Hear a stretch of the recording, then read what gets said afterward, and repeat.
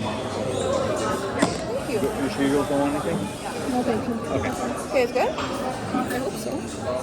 Yeah, it's recording. Okay. So basically, I'm Billy. Oh, Hi, as you Emma. know, I'm Emma. This is Victoria. This is Victoria. Emma as well. Oh, two Emmas. It's two Emmas. Okay. Hers one M.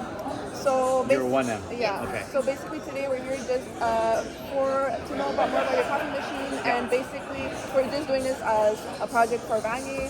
And thank you. And so you know it's not a real sales pitch. We're not selling anything. We just have to say that. Yeah, no worries. Okay, so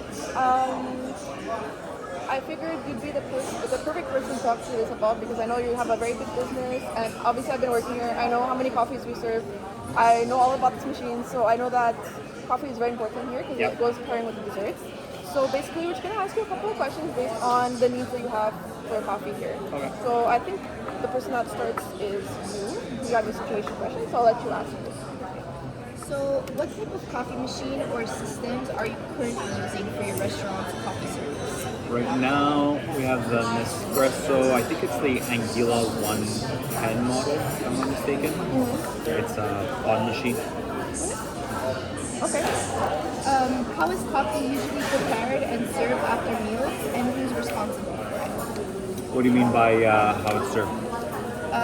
Like, is there someone that's designated to making the coffees and bringing What it? does it come yeah. with? Like, So during the weekdays, it's always a hostess that takes care of the coffee as well. But on the weekends, on busier nights, there's always one girl that's dedicated at the bakery that does the coffee and the desserts.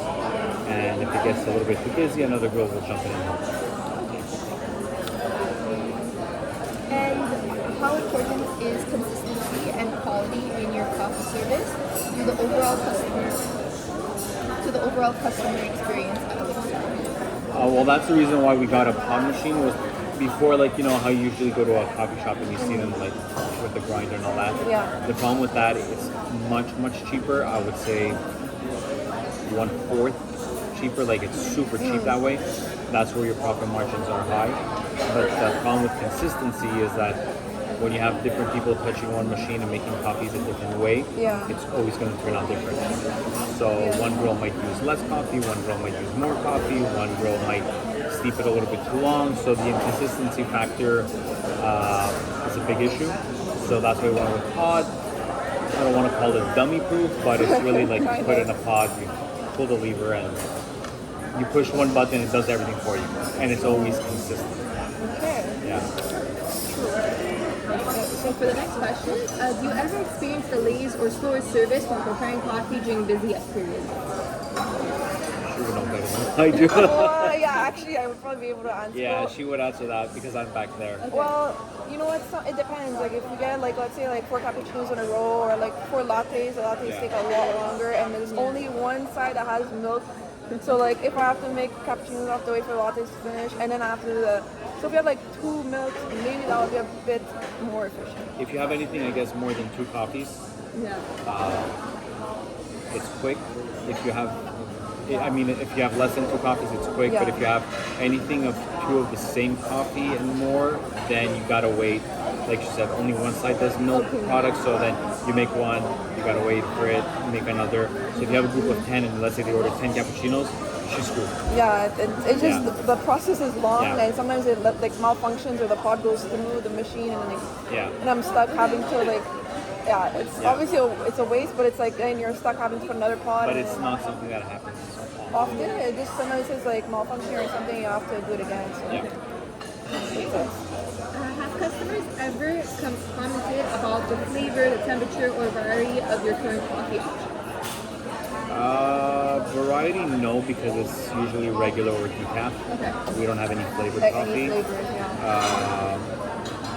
Temperature, like complaints, no, because everybody knows, and usually people love Nespresso.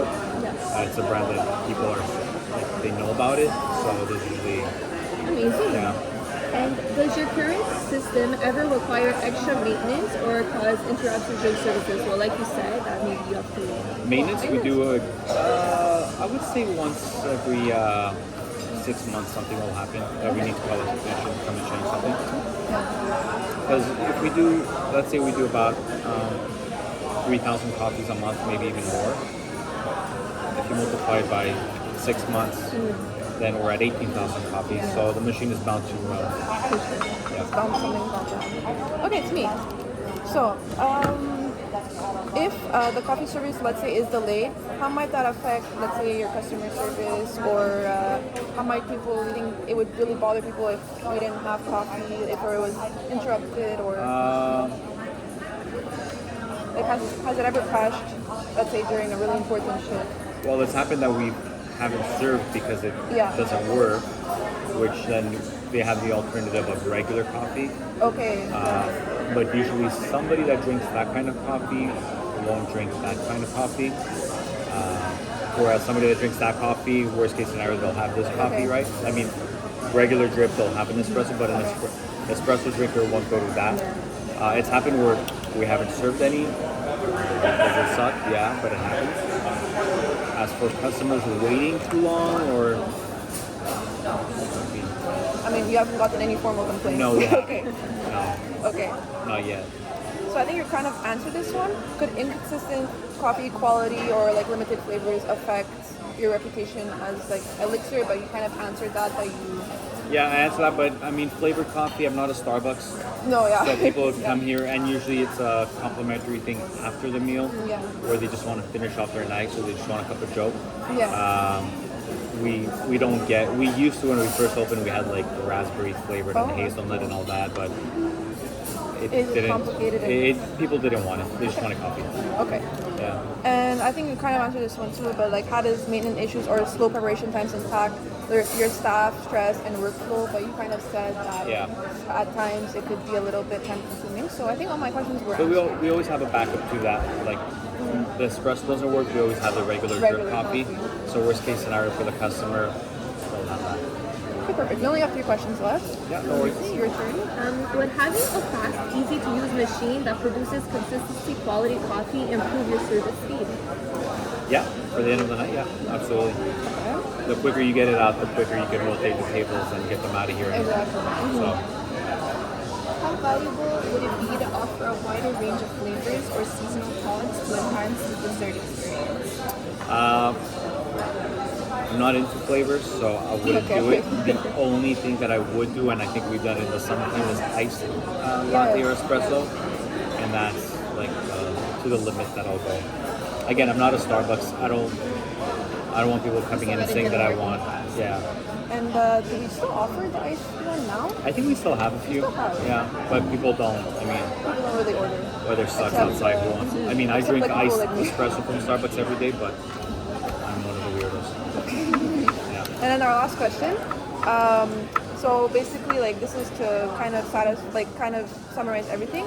Would a low maintenance, professional grade coffee machine help save time and stop stress, and then improve overall efficiency? What was the first part? Would a low? Would a low maintenance, not much maintenance, a professional grade? Because it's like you're not.